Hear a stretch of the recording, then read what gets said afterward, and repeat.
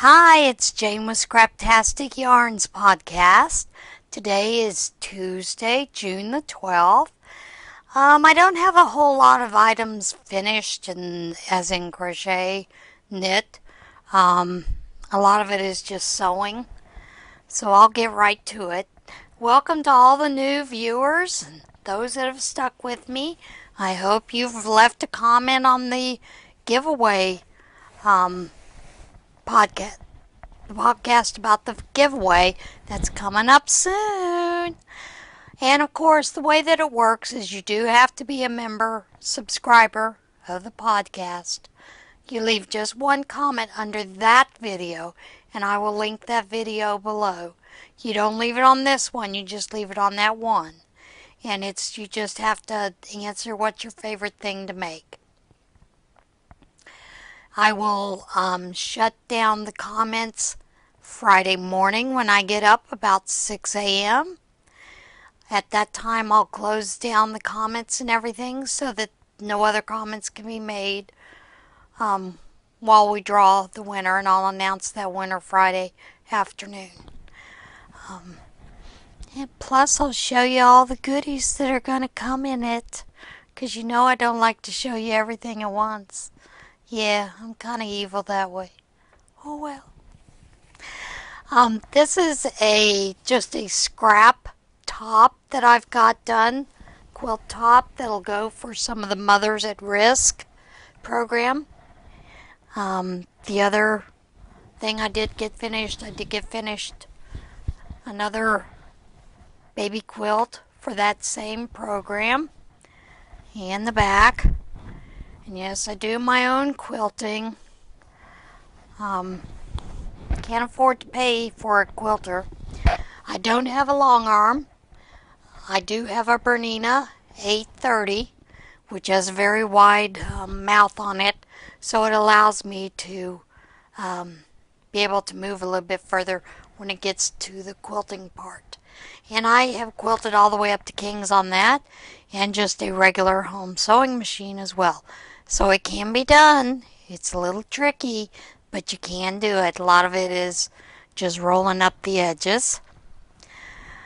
I also finished, I was just playing around. I had some scraps. So I did get a drawstring bag made. And it's basically the same thing on both sides. They are reversible. This one's about 15 by 15 wide and has a 5-inch depth on it. And of course, there's the inside fabric. And that is, I've been making a couple of those for gifts and things to give to some fellow knitters, crocheters, whatever. Some of them I do sell. I don't know if that one will go up for sale or not, just haven't decided.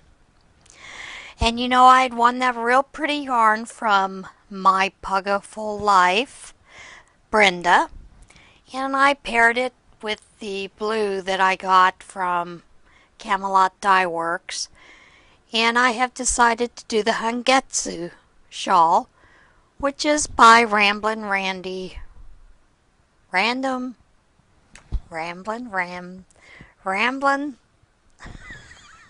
Hey Randy, it's hard. Ramblin' Randy's Random Randy. I'll leave that one below too, since I've butchered her name.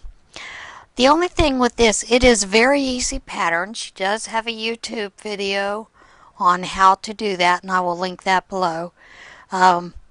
I would suggest, however, that you do purchase the pattern, although if you want to sit and, follow along and write it down as you go, I guess you could.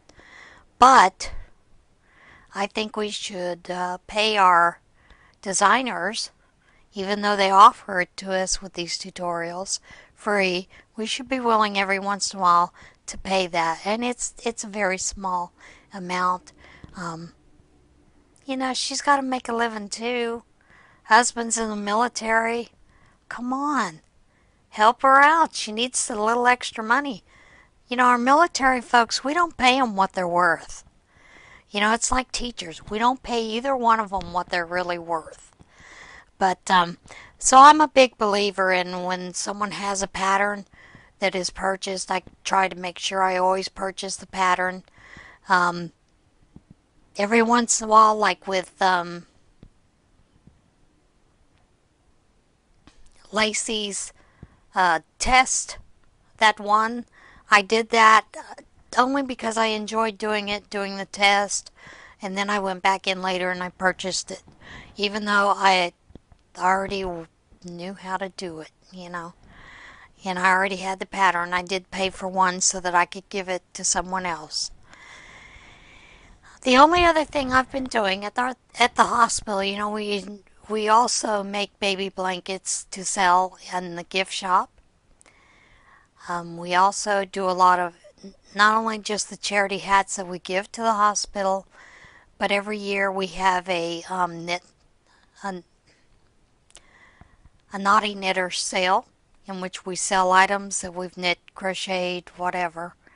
And so I usually enjoy doing that. So I try to make sure that I'm doing a little bit here and there. Some of the folks that frequent the senior program that's through the hospital donate yarn every once in a while. And these are two of the yarns that were donated. I'm going to show you a tip here in a minute. Two of these yarns were donated. There wasn't enough in one ball to make a blanket, so I'm just matching the two of them together to make a blanket, and then I'll go around the edges. It's just a corner to corner. Then I'll go around the edges and put a nice little scallop or something, or maybe even there's a nice corner to corner edging that actually really looks nice, so I'm thinking about doing that on this one. So that should be finished up next week. Haven't done any more on my February lady, so I've just been kind of slacking off there. That is the only other project whips that I have besides these two is the February lady. I'm working on getting these finished up so I can devote a little bit more time to the February lady. I have managed to get about that much done further on it, but I tend to work on it a while and then set it off to the side because I just don't want to mess with it anymore. I had debated about whether doing a yarn haul separate from this podcast, but I think I'm going to go ahead and tell you some of the acquisitions that I've gotten. I had gotten these to make some stitch markers. I like to give those out every once in a while. I went online and I ordered some double-ended crochet hooks. I have a couple, but not very many, and I enjoy doing the crochet knit. A long time ago, when crochet knit was first out and the lady was teaching online, the older woman, Mary something. She has since passed away. I think her daughter is continuing making those hooks, but I'm not sure. And she basically used the Moeasy hooks. But I'm not positive if she's still around or not. So I did get some bamboo. I believe I got these for like $11, $12. I don't plan on using the smaller ones. As you can see, there's quite a few. I believe it was a set of 12. And they're 14-inch.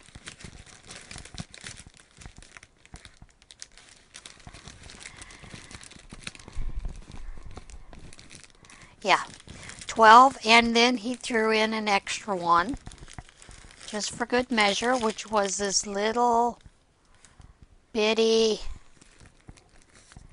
bee hook. And I think you can see how thin that is.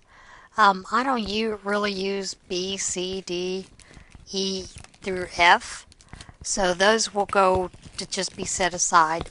The rest of these I will use. Um, anyway, when Mary was around, she had a complete set of patterns that you could purchase, and I bought all the patterns, and they, patterns to make sweaters, jackets, hats, booties, blankets, all kinds of things. So I've been wanting to play with those for a little bit, so I thought about doing that and decided I need some double-ended crochet hooks. Got a couple, but not very many. One of the other things that I did get another one of these, the Gerber Daisy Karen Cotton Cakes. I'd gotten one before they were out, and I wanted to make another bag, so I needed one more to make that bag. I also got some safety eyes and noses, and these range in sizes, I think 4mm to 8mm, maybe 9mm, not positive. I got those because I was wanting to make some amigurumi. That is a hard word to say. I think they need to come out with an easier word. I'm going to make some stuffies. That's easy, I can say that. Oh crap, dropped the ball. I also got 2 skeins of the Mainstays yarn, basic yarn. This is in the color Evergreen. And then this is also in the color Purple. And of course those run about $2. I want to make a virus shawl with these 2 colors for me. Haven't decided if I want to do the granny shawl, granny meets virus, or just the plain virus shawl. Can't reach it. Maybe I'll show that next time. Yeah, I'll show that next time. Actually, I'll get up and get it here in a minute. I'll pause it and get it. I also got a size I Tunisian hook. I was wanting to do the shawl that is done by Petra Sosa of the Sosa Family podcast. Petra has a beautiful shawl. It's absolutely stunning. You use a regular crochet hook and you also use a Tunisian hook. I do have some Tunisian hooks that are interchangeable, but I've decided not to use that because you use a cord and the stitches can get kind of wonky, and I just don't want to mess with that with the shawl. So let me stop this for a moment and I'll be back. Okay, I'm back. I dropped the other item that I got over the side of the chair and had to go get it. This is one of the Nicole Samplers mill-ins, and I saw this and I got 2 packages of it. I'm a little hesitant because I think I'm gonna need 3, but there were only 2 of the color in this color, so I got the 2 and I'm just hoping for the best. I plan on making a cabled baby blanket, and I mean this gives you 2 pounds, and I think this should be enough, but I was hoping to have a little bit extra. As you can see, it's got little flecks of blue, pink, green, some yellow in it, and I just think it'll just look pretty with that cable blanket that I'm planning on doing. The only other thing that I did get, it's knit crate time. This is something that I've ordered. I'm not one of their ambassadors. I would suggest that if you like what you see with the knit crate, that you go to No Catchy Name podcast. There's quite a few other podcasters who also have the ambassador where you can use their code to get 20% off. The items is $24.95 every month. Shipping is free. You get 2 skeins of high quality yarn. This month's, I couldn't wait. I opened it yesterday. I was going to wait, but I waited for, it came Saturday. Waited till last night and I just couldn't stand it anymore.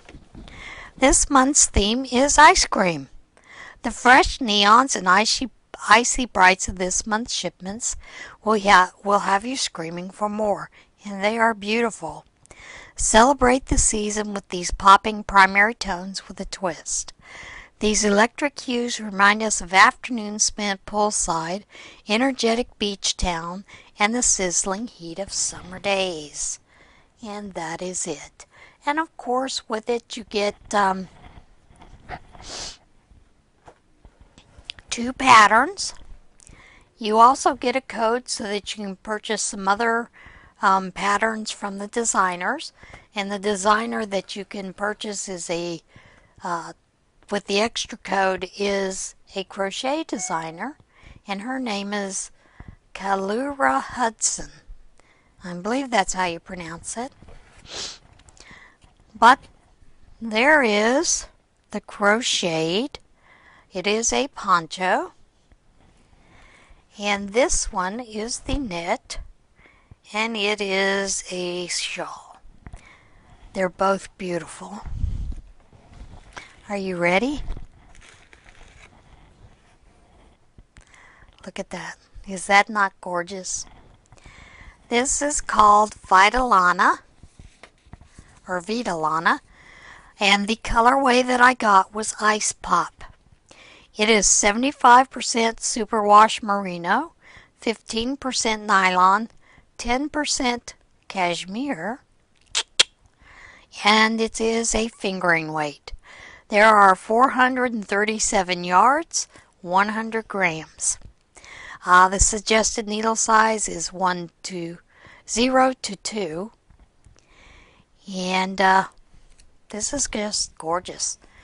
You don't just get one. You get 2. And this is what I love about this. These are just beautiful. You cannot believe how soft this is. It just feels luxurious. And I do have a shawl in mind that I want to see if I need a little more of this. I don't think I do. I think I have plenty with just the 2 to do the shawl. But I thought I would make sure, because of course you can also buy extra if you need, if it's on hand. So that was this month's knit crate for just the basic one. I don't get the sock and I don't get the artisan. Sorry about that. Allergies. Ugh.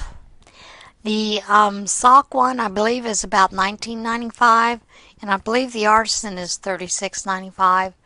But it looks like some very stunning yarn as well. So I hope that you're looking forward to the giveaway. I'm pretty excited. I've been collecting a few things for the giveaway. One of the other things that I wanted to announce is I don't know if you know Terry of Yarn Joy podcast. She was recently hospitalized with some gallbladder issues. So if you would all keep her in mind, keep some positive thoughts and healing going her way, a few prayers, I don't think she'd mind it one bit. What are some of the other things I want to talk about? Oh, Crystal of Bag O' Day Crochet is doing something this month into July the 14th, I believe. And what it is it is a giveaway where you donate items for a giveaway, but she's also taking up donations for Christmas in July. And the donations just have to be a new item. She's planning on going around to some of the other areas around her for nursing home, schools, whatnot, to keep crochet in the community and to teach. And you know, a lot of places are using that. I know a lot of autistic kids, foster kids, do real well if you give them a skill like that. Teach them. They're very, I would say most of them are very energetic about learning something. And it also helps with some of the anxiety that a lot of these kids are in foster homes or that have slight autism. Some of the high functioning autism children can knit crochet without too many issues. Um, and also, a lot of people who do have some mental disorders and sometimes have behavior problems, they generally do really well with crochet and knit items as well. So go over, check out her July giveaway, um, and consider joining in. If not for the giveaway, I mean, because you don't have to sign up for her giveaway. But if you do, you have to be able to give at least one item for the giveaway box. And but I would at least consider donations.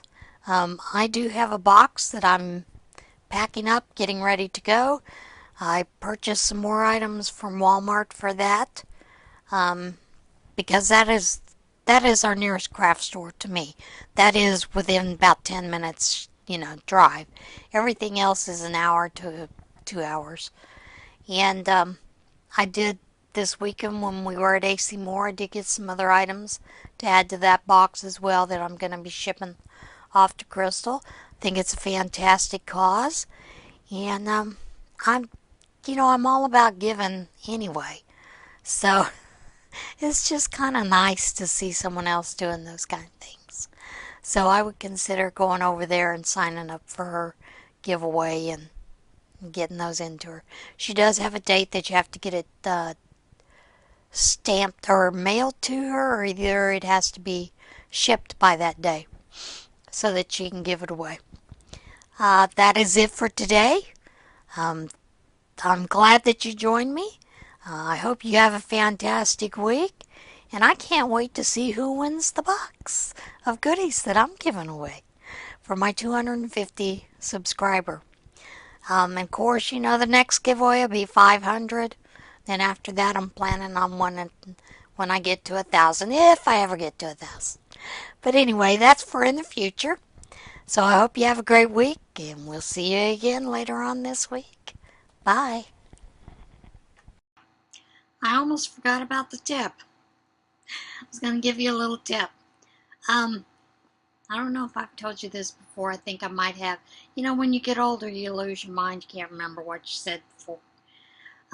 When I get finished crocheting for the day, hold my loop up, put a safety pin in it, or you can actually use a stitch marker to put in it. I generally do a safety pin. That's why many times if you've come to me and I'm crochet with me, you'll see that I have a safety pin somewhere in my shirt, because that's where I put it while I'm crocheting. And that keeps that from coming undone in your bag or whatever you're doing. Plus, it's an easy way to find where you need to pick up and start over again.